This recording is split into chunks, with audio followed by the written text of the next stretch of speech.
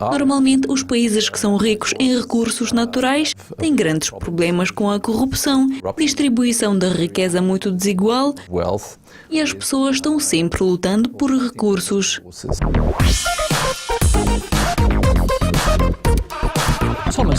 Thomas, será que a nação africana poderá ter uma economia estável se eles são fortemente dependentes dos recursos? Isso é bastante contra-intuitivo que os países ricos em recursos tendem a ser os mais instáveis.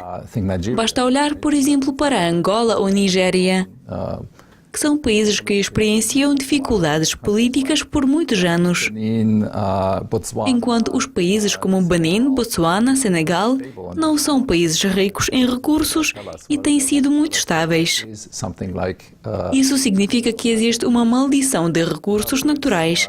Em outras palavras, normalmente os países que são os mais ricos em recursos naturais têm grandes problemas com a corrupção, distribuição da riqueza muito desigual e as pessoas estão sempre lutando por recursos.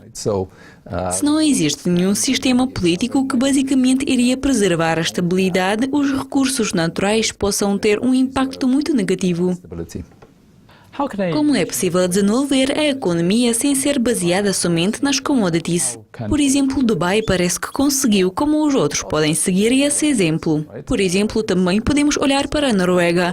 Nos anos 70, eles descobriram campos petrolíferos e agora a Noruega tem criado um dos maiores, o maior fundo de riqueza soberana no mundo. Basicamente, eles guardaram o dinheiro para futuras gerações, em vez de desperdiçá-lo. Naquela altura, a Noruega já estava bastante desenvolvida. Agora, países africanos com recursos, obviamente, vão querer investir esses fundos em infraestrutura e isso é necessário, bem como, por exemplo, investimentos em educação, saúde, infraestrutura de transportes e outros setores. Essas são as áreas que necessitam mais investimento. Quais são os riscos que os recursos naturais trazem para a economia?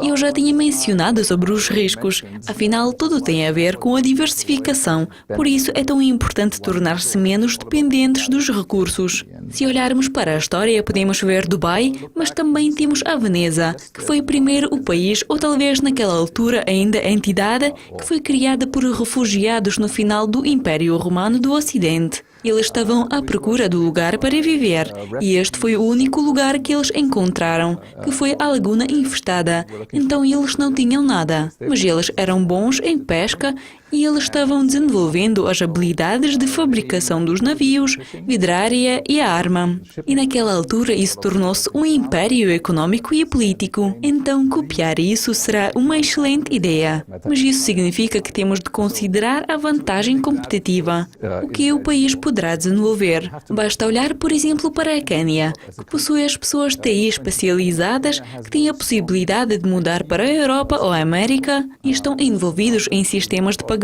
baseados em dispositivos móveis. Então é necessário analisar de forma inteligente que tipo de habilidades tem e deseja desenvolver e em seguida poderá tornar-se o outro Dubai ou Veneza.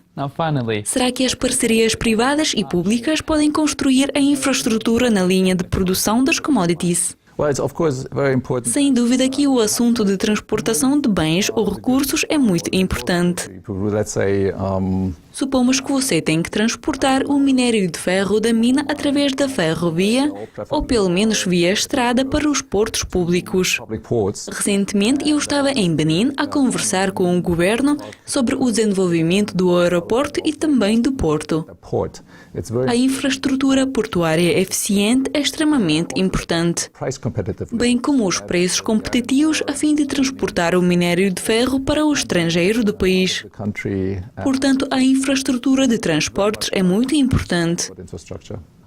Thomas, obrigado. Foi um prazer de receber a sua visita nos nossos estúdios. Obrigado por assistir. Subscreve-se para o nosso canal para muito mais entrevistas.